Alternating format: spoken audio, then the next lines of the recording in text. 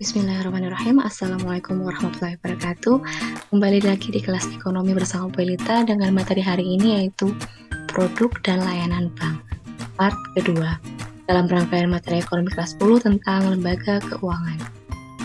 Semoga semua dalam keadaan sehat dan siap mengikuti pembelajaran hari ini.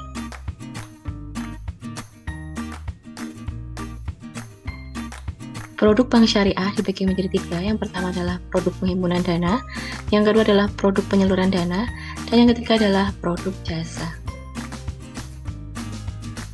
Kita menuju yang pertama, yaitu produk penghimpunan dana.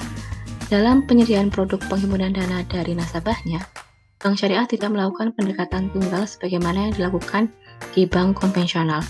Prinsip syariah yang digunakan dalam penghimpunan dana masyarakat adalah prinsip wadiah dan mudharabah.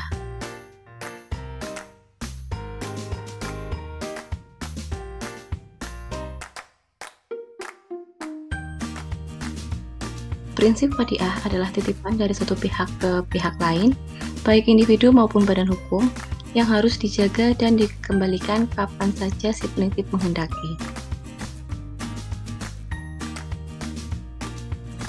Prinsip wadiah dibedakan menjadi dua. Yang pertama adalah wadiah dhamanah, yaitu pihak yang dititipkan diberikan hak untuk memanfaatkan atau mengelolanya.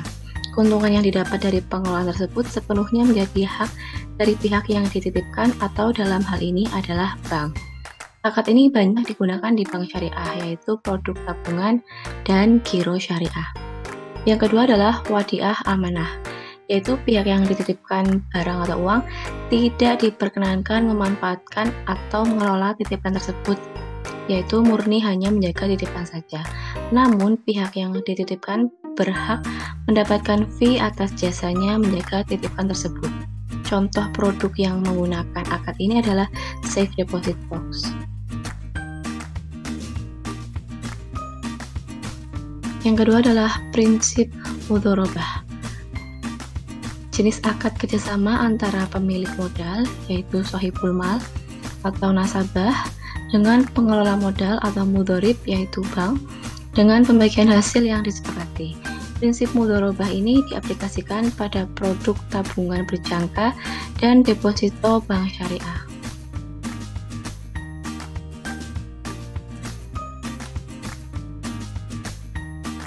Nah, dari dua prinsip yang digunakan untuk penghimpunan dana di bank syariah ada wadiah dan mudharabah. Kita analisis perbedaannya. Yang pertama, untuk wadiah tidak ada bagi hasil, dan kedua, mudharabah ada bagi hasil yang telah disepakati.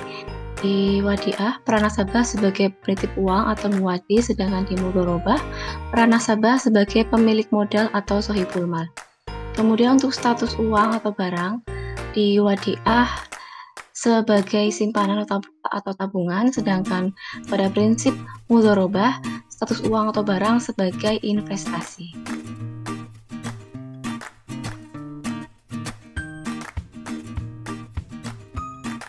Kemudian untuk produk penyaluran dana, produk penyaluran dana atau biasa disebut pembiayaan syariah pada bank syariah dapat dikelompokkan menjadi 4, yaitu bai, ijarah, syirkah, dan akad pelengkap. Yang pertama adalah bai atau pembiayaan dengan prinsip jual beli. Prinsip jual beli dilaksanakan sehubungan dengan adanya perpindahan kepemilikan barang. Tingkat keuntungan bank ditentukan di depan dalam menjadi bagian harta atas barang yang dijual. Kemudian untuk rukun jual beli ada 5. Yang pertama adalah adanya penjual, yang kedua pembeli, yang ketiga barang yang dijual, yang keempat ada harga, dan yang kelima adalah pernyataan jual beli atau ijab dan qabulnya.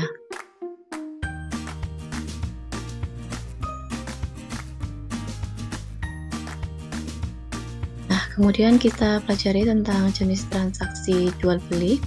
Transaksi jual beli dapat dibedakan menjadi 3 berdasarkan bentuk pembayarannya dan waktu penyerahan barangnya.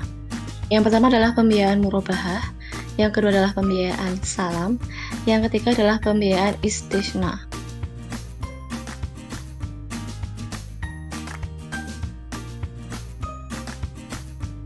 Pembiayaan murabahah adalah suatu perjanjian jual beli antara bank dengan nasabah. Bank syariah membeli barang yang diperlukan nasabah, kemudian menjualnya kepada nasabah yang bersangkutan sebesar harga perolehan ditambah dengan margin keuntungan yang telah disepakati oleh nasabah dan bank. Contoh akad murabahah adalah pembiayaan pembelian rumah melalui bank syariah. Pembiayaan murabahah pembayarannya oleh nasabah dapat dilakukan dengan sistem cicilan atau dibayar sekaligus dengan ketentuan harga dan margin keuntungan yang telah disepakati dan dijelaskan di awal. Jadi pembiayaan murabahah ini adalah pembiayaan yang pembayarannya dapat ditangguhkan baik melalui cicilan sampai lunas atau dibayar pada akhir periode dengan ketentuan harga yang telah ditetapkan di awal tadi. Kita lanjut ke pembiayaan yang kedua, yaitu pembiayaan salam. Pembiayaan jual beli di mana pembeli memberi uang terlebih dahulu terhadap barang yang dibeli yang telah disebutkan spesifikasinya dengan pengantaran kemudian. Atau dapat dikatakan dengan pembiayaan salam adalah pembelian dengan pembayaran di muka. Waktu pengantaran barang juga telah ditetapkan dalam akad dan telah disetujui kedua belah pihak.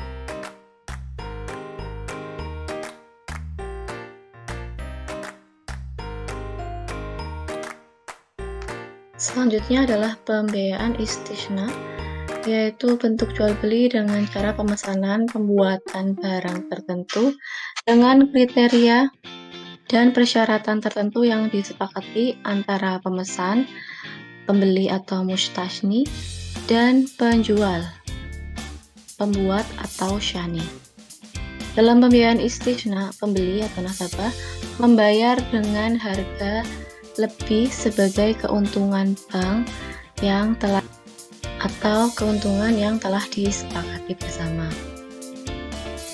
Mengenai pembayarannya dapat dilakukan di muka sekaligus, tahap sesuai dengan perkembangan pengerjaan, atau dicicil dalam jangka panjang sesuai dengan perjanjian.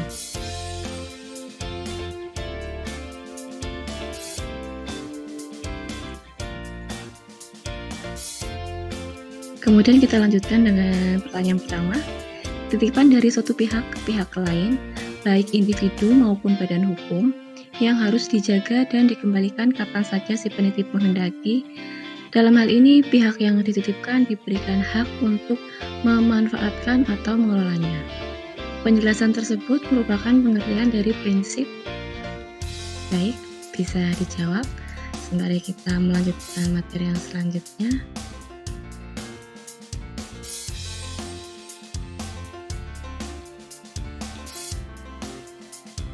Kita masuk ke produk penyaluran dana yang kedua, ada ijarah, yaitu akad pemindahan hak guna manfaat atas suatu barang atau jasa dalam waktu tertentu melalui pembayaran sewa atau upah tanpa diikuti pemindahan kepemilikan barang itu sendiri. Kemudian jenis barang atau jasa yang menjadi objek ijarah adalah barang modal, barang produksi, barang kendaraan transportasi, jasa untuk membayar ongkos seperti uang kuliah, sekolah, tenaga kerja, hotel, dan transportasi.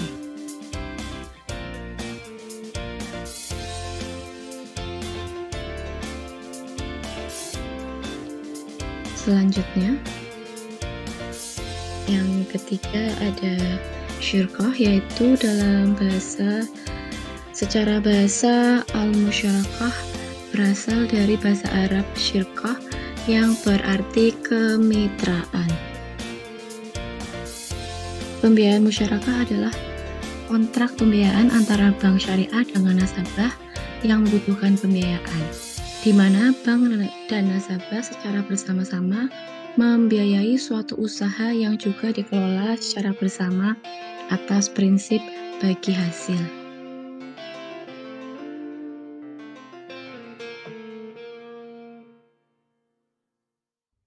Kemudian yang keempat adalah pembiayaan dengan akad pelengkap. Pembiayaan dengan akad pelengkap tidak ditujukan untuk mencari keuntungan, tetapi ditujukan untuk mempermudah pelaksanaan pembiayaan. Meskipun tidak ditujukan untuk mencari keuntungan, tapi dibolehkan untuk meminta pengganti biaya-biaya yang dikeluarkan untuk melaksanakan akad. Pembiayaan dengan akad pelengkap diantaranya adalah wakalah, qard, dan ran.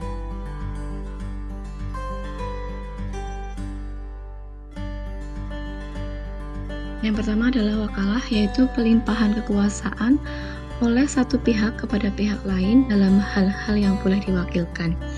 Dengan kata lain, akad wakalah adalah akad perwakilan antara kedua pihak, bank dan nasabah, di mana nasabah memberikan kuasa kepada bank untuk mewakilkan dirinya melakukan pekerjaan atau jasa tertentu.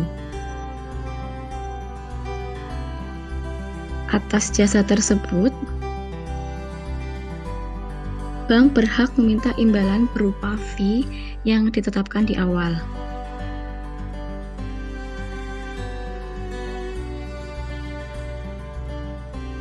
Selanjutnya adalah qard.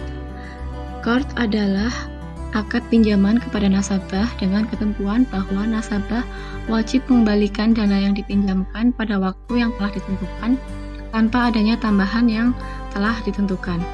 Qard adalah pinjaman tanpa mengharap imbalan, namun peminjam dapat memberikan tambahan berupa sumbangan secara sukarela kepada pemberi pinjaman atau bank selama tidak diperjanjikan dalam akad.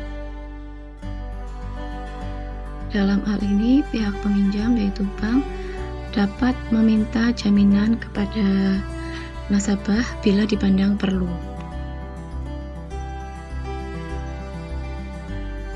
Selanjutnya, ran atau gadai adalah akad menjadikan barang yang mempunyai nilai ekonomis sebagai jaminan utang, hingga pemilik barang yang bersangkutan boleh mengambil utang.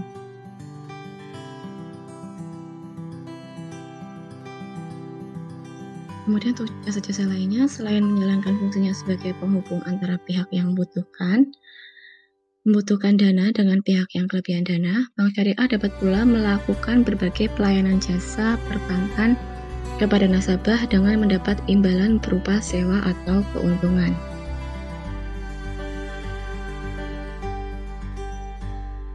Ya, kita ada pertanyaan kedua. Silakan diperhatikan. Akad pemindahan hak guna atau manfaat atas suatu barang atau jasa dalam waktu tertentu melalui pembayaran sewa atau upah tanpa diikuti pemindahan kepemilikan barang itu sendiri merupakan pengertian dari soal yang sangat gampang. Untuk yang memperhatikan materi tadi boleh dijawab. Silahkan dipahami materinya. Hari ini pembelajaran cukup sampai di sini. Jika ada kurang, boleh mohon maaf yang setulus-tulusnya. Semoga pembelajaran hari ini bermanfaat. Dan pembelajaran hari ini boleh akhiri dengan ucapan terima kasih atas perhatiannya. Akhirul kalam, wassalamualaikum warahmatullahi wabarakatuh. Sampai ketemu di materi selanjutnya.